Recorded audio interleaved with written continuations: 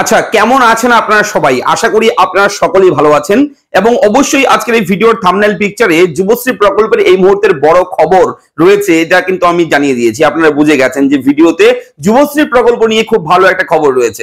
হ্যাঁ, যুবশ্রী প্রকল্পে প্রতি মাসে ১,৫০০ টাকা করে পাওয়া যায়। বেকার যারা কর্মপ্রার্থী ছেলে মেয়ে আছে, পশ্চিমবঙ্গ রাজ্যের স্থায়ী বাসিন্দা যারা পড়াশোনা করার পর এখনো কোনো সরকারি সুবিধা পাচ্ছে না, তারাই কিন্তু এই প্রকল্পের টাকা প্রতি মাসে তাদের ব্যাংক অ্যাকাউন্টে পেয়ে যায়। এবং এর জন্য কিন্তু অনেকেই আমাকে কমেন্ট করেছে, দাদা আবেদন কবে থেকে শুরু হবে?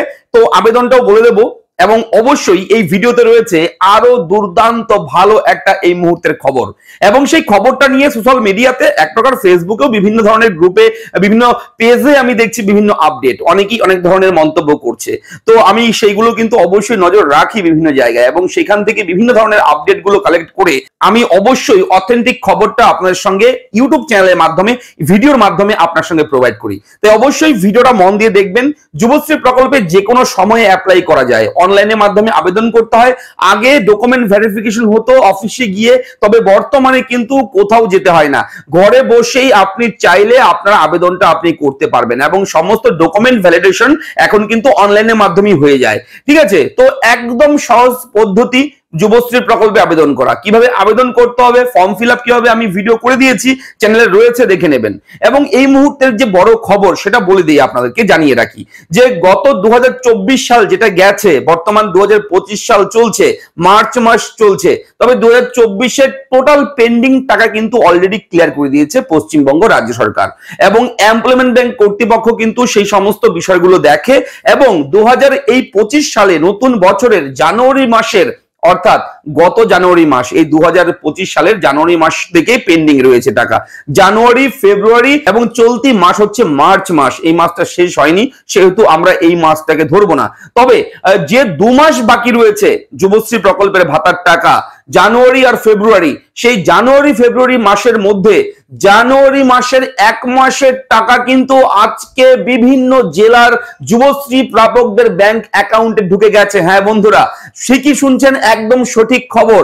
বিভিন্ন জেলাতে অনেকেই কিন্তু পেয়ে গেছে, তবে এখনো বেশ কয়েকটি জেলার টাকা ঢোকা বাকি আছে। এবার আপনি হয়তো টাকা পাননি, চেক করে দেখলেন, আপনি বলবেন আপনি কি বলছেন, ভুলভাল খবর, আমাদের তো অ্যাকাউন্টে টাকা ঢোকেনি। তবে যারা এখনো এই জানুয়ারি মাসের টাকা পাননি, আপনাদেরকে বলবো আগামী কাল পরশু একটু ধৈর্য ধরুন, আগামী কাল পরশুর মধ্যে আপনার ব্যাংকেও সেই টাকাটা ঢুকে যাবে, এমনই কিন্তু সূত্র মারফত খবর রয়েছে।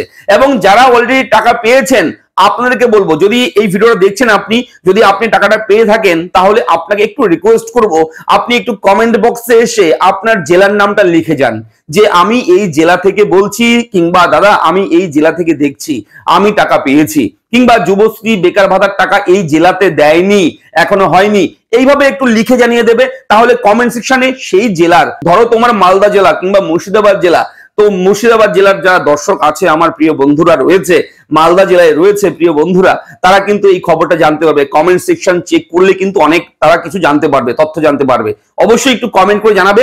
এবং এই আপডেটটা কিন্তু আমি গতকালকেই পেয়েছিলাম, গতকালকে পেয়েছি, একটু ওয়েট করেছি। গতকালকে একটা খবর পেলাম, সঙ্গে সঙ্গে হুট করে বানিয়ে দিয়ে দেবো এমনটা করি না কখনো।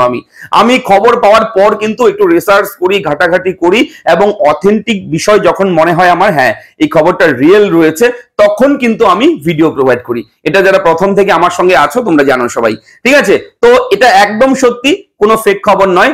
জানুয়ারি মাসের 1 মাসের 1,500 টাকা, 1500 টাকা ক্রেডিট হয়েছে অনেকের ব্যাংক অ্যাকাউন্টে। আপনারা এখনই চেক করে দেখুন একটু, যদি মোবাইলের মাধ্যমে চেকিং এর প্রসেস থাকে আপনার, আপনি চেক করে দেখতে পারেন, অথবা একটু ওয়েট করবেন, আগামী কাল পরশুর মধ্যে টোটালটাই ক্লিয়ার করে দেবে বিভিন্ন জেলা।